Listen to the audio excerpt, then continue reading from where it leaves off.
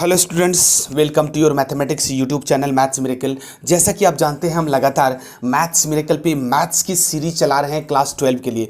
तो स्टूडेंट्स जो भी कहीं इधर उधर भटक रहे हैं, फटाफट मैथ्स मिरेकल पर आते रहिए और मैथ्स के सारे सॉल्यूशन आप देखते रहिए। इंट्रोडक्शन पार्ट जरूर देखना है हर एक वीडियो का, हर एक एक्सरसाइज का जब भी स्टार्ट होता है। तो हम नया एक्सरसाइज लेके आ रहे हैं जिसका नाम है 5.6 और derivatives of function in parametric form हम पढ़ने जा रहे हैं आज। तो इस वीडियो के अंदर हम सिर्फ इंट्रोडक्शन पार्ट देखेंगे। तो आइए देखते हैं। देखो, सबसे पहले आपको मैं बता दूं कि कुछ दिन पहले हमने देखा था पिछले क्लासेस में कि एक्चुअली पैरामीट्रिक फॉर्म एक्चुअली होता क्या है। इसको समझने से पहले हम ये समझेंगे कि एक्सप्लिसिट फंक्शन क्या होता है और इम्प्लिसिट फंक्शन क्या होता है ना। तो एक्सप्लिसिट की बात करेंगे, हम एक्सप्लिसिट फंक्शन की बात करेंगे तो मैं काफ़ी आपको बता रखा है, हर बार बता रखा हूं मैं कि x² + 5 दैट मीन्स कि क्या एक्सप्लिसिट फंक्शन ये कहता है कि अगर कोई भी फंक्शन दिया हुआ है और वो फंक्शन बिल्कुल आइसोलेटेड है तो इस बात को हम बोलेंगे ये एक्सप्लिसिट फंक्शन। मीन्स व्हाट कि y आप समझ सकते हैं कि ये डिपेंडेंट वेरिएबल है और x जो है हमारा इंडिपेंडेंट वेरिएबल है ना। ये चीज़ तो आपको पहले से पता है, इंडिपेंडेंट वेरिएबल है। तो यहाँ पर देखो y जो है क्या है, y हमारा डिपेंडेंट वेरिएबल है और ये बिल्कुल आइसोलेटेड है पूरे फंक्शन से आइसोलेटेड का मतलब बिल्कुल ये अलग है। तो हम यहाँ कह सकते हैं कि ये जो एबव फंक्शन है हमारा y = x² + 5, ये है हमारा एक्सप्लिसिट फंक्शन।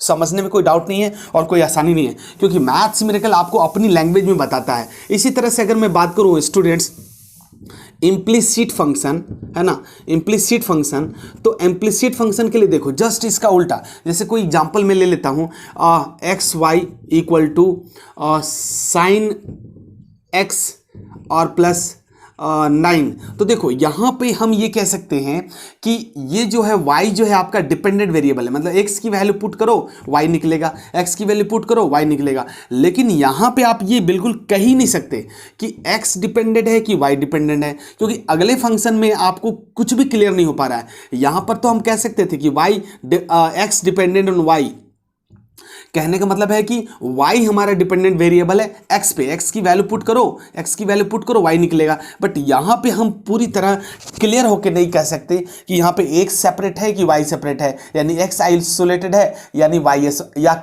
आइसोलेटेड है। तो यहाँ पे कहना मुश्किल है। तो इस तरह के फंक्शन को हम कहते थे इम्प्लिसिट फंक्शन। अच्छा जी, तो अब हमें पता चला क्या कि भैया पैरामीट्रिक फॉर्म क्या होता है। तो पैरामीट्रिक फॉर्म तो अभी भी नहीं पता चला है ना। कैसे पता चलेगा, क्योंकि अभी तक तो हमने बताया नहीं। अब पैरामीट्रिक फॉर्म होता क्या है जरा समझिएगा। पैरामीट्रिक फॉर्म समझाने के लिए अगर मैं आपसे बात करूं तो पहले लिख देता हूं मैं पैरामीट्रिक फॉर्म। अब देखो एक लाइन में आप समझ जाओगे कि differentiation of a function with respect to another function. क्या कह रहा हूं मैं, differentiation of a function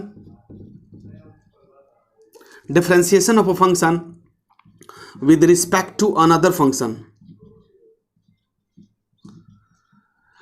differentiation of a function with respect to another function is called parametric form। अब देखो इस बात को समझने के लिए, क्योंकि ये बात आपको समझ में आई नहीं होगी, आपको एक एग्जांपल से समझाते हैं। सपोज कीजिए y हमारा है क्या, y को सपोज करते हैं a sin t ले लेते हैं और एक और फंक्शन ले लेते हैं हम x और x को कर देते हैं a cos t। अब जरा ध्यान से समझिएगा मैं कहना क्या चाह रहा हूं कि y जो है कोई फंक्शन है, ये t पे डिपेंडेंट है। देखो अगर sin t यानी t यहाँ जो फंक्शन है ये क्या है, ये दोनों यहाँ sin t और cos t, इसको हम पैरामीट्रिक, इसी को हम पैरामीटर बोलते हैं। इसको क्या बोलते हैं, पैरामीटर। समझिएगा आराम से, ये है पैरामीटर। तो हम ये कह रहे हैं कि y = a sin t और x = a cos t। That means what कि y जो है t पे डिपेंडेंट है ना। y कहाँ है, t पे डिपेंडेंट, और x हमारा कहाँ है, यहाँ भी t पे डिपेंडेंट है, यहाँ sin t है यहाँ cos t। तो डिपेंडेंसी हमारा x और y का दोनों का कॉमन क्या है, आप बोल सकते हैं कि सर वो तो t है, वो t है। तो इस तरह से t को हम पैरामीटर बोलते हैं। टी को पैरामीटर बोलते हैं। तो y देखो y डिपेंडेंट है टी पे, x डिपेंडेंट है टी पे, दैट मीन्स व्हाट कि कहीं ना कहीं हम कह सकते हैं कि x डिपेंडेंट होगा y पे और y जो डिपेंडेंट होगा x पे, है ना। ये दोनों आपस में म्यूचुअली भी एक दूसरे के डिपेंडेंट हो सकते हैं ना। तो अब इस बात को हम कैसे डिफ्रेंशिएट करें, तो समझना। तो यहाँ पे जब हम आगे बढ़ाएंगे तो यहाँ पे हम करेंगे differentiation with respect to t. तो अब हमारे पास क्या हो जाएगा, dy बाई डी टी। ध्यान से देखो, विद रिस्पेक्ट टू टी करना पड़ेगा, और यहाँ पे हमारे पास क्या हो जाएगा, ये हमारा कांस्टेंट है, बाहर है, और उसके बाद साइन टी का क्या हो जाता है, कॉस टी, है ना, साइन टी का कॉस टी। इसी तरह से अगर x की बात करेंगे तो हमारा आ जाएगा dx बाई डी टी, और यहाँ पे हम बात करेंगे ये बाहर और कॉस टी का माइनस ऑफ साइन टी। अच्छा जी, तो अभी आया क्या हमारा पैरामीटर, पैरामेट्रिक फॉर्म समझ पाए क्या सर? थोड़ी सी और बातें हमें समझानी है। देखो, हमें इस तरह के फॉर्म में निकालना, हमें वही होता है, क्या निकालना होता है, dy बाई डी एक्स। तो देखो dy बाई डी एक्स निकालना कैसे होता है, तो देखो dy बाई डी एक्स तब निकलेगा जब y वाला ऊपर मांगता है, तो इस वाले फंक्शन को हम y क्या है इसका, और इसका डिफरेंशिएशन फॉर्म ये है, तो हम लिखेंगे dy by d T upon dx के लिए क्या बात करेंगे, dx के लिए हमारा dx बाई डी टी, तो dx बाई डी टी। आराम से समझेंगे, कोई भी मारामारी नहीं है। इसकी वैल्यू क्या है सर, तो ये है आपका a cos t, और नीचे में है आपका minus of a of sine of t। तो देखो a से a कैंसिल, और cos बाई t क्या हो जाता है, cot t, है ना, cos by t cot t। तो ये है cot और t। तो कहने का मतलब क्या है कि इसी फॉर्म को देखो, हमने डिफरेंशिएशन किसके रिस्पेक्ट में करा, t के रिस्पेक्ट में, बट हम अभी तक क्या कहते थे, हम डिफरेंशिएशन जो करते थे dy बाई डी एक्स, यानी हमेशा dx के रिस्पेक्ट में अभी तक हमने करा है। बट यहाँ चूंकि इस वाले फंक्शन में भी t डिपेंडेंट है, इस वाले फंक्शन में भी t इंक्लूडेड है, और t को हम पैरामीटर बोल रहे हैं, तो इसीलिए एक नया फंक्शन हम t के रिस्पेक्ट में डिफरेंशिएशन किए, और फिर जब इसको सेटिस्फाइड करें dy बाई डी एक्स को, तो इस वाले पूरे फंक्शन को हम बोलते हैं पैरामीट्रिक फॉर्म। अच्छा, एनसीईआरटी के हिसाब से अगर एफ एक्स डी एक्स की बात करेंगे, एफ एक्स डी एक्स में अगर हम इस बात को समझा पाऊँ आपको, मान लीजिए, हाँ सपोज करो कि लेट यू, और यू इक्वल टू आप क्या मानोगे, यू इक्वल टू मान लो एफ एक्स, है ना जी, एफ एक्स, और एफ एक्स की जो वैल्यू है, u equal to f x, और एफ एक्स की जो वैल्यू है, कुछ भी मान लेते हैं हम लोग ना, इसको मान लेते हैं कॉस स्क्वायर टी, चलो कॉस स्क्वायर टी मान लिया, और एक और हमने मान लिया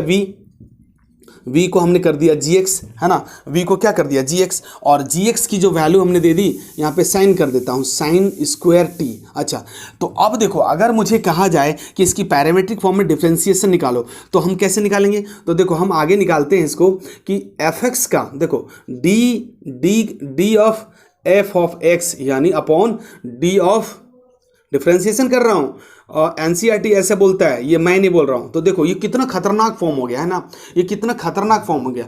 तो इसी तरह से ये चूंकि डर लगता है, ऐसी चीज़ों को देखने से आपको डर लगेगा, है ना। तो इस बात को अगर हम डायरेक्टली आपको इस वाले पैरामेट्रिक फॉर्म जो अभी हमने समझाया है उसके फॉर्म में लिखेंगे, तो कैसे लिखेंगे, देखो यहाँ पे हम क्या लिखेंगे, तो आप देखो यहाँ पे डी एफ एक्स, यानी कि टी, यानी कॉस टी के रिस्पेक्ट में करना है, तो इस तरह से डायरेक्ट एफ एक्स की जगह, डी एफ एक्स की जगह हम क्या कर सकते हैं कि d u by d t, देखो चेक करो, upon d v by d T.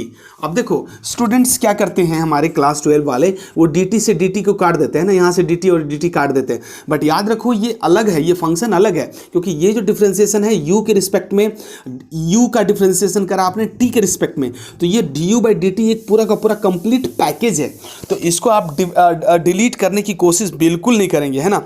तो इसी तरह से डी टी से डी टी नहीं कटेगा, तो D u by d t अब क्या होगा, तो यहाँ पर डिफरेंशिएट करके देखो, तो कॉस स्क्वायर टी है, तो कॉस स्क्वायर टी का क्या, 2 पीछे चला जाता है ना, तो 2 कॉस टी, देखो ध्यान से देखो, 2 कॉस टी। अभी तो क्या करा आपने, स्क्वायर का करा है, अभी आपने किसका करा है, स्क्वायर का।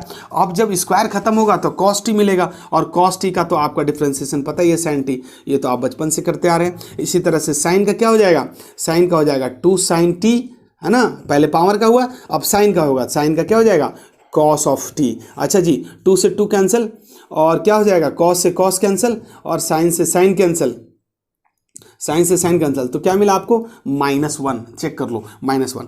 तो उम्मीद है स्टूडेंट्स आप इंट्रोडक्शन पार्ट समझ गए होंगे और ये है हमारा पैरामेट्रिक फॉर्म।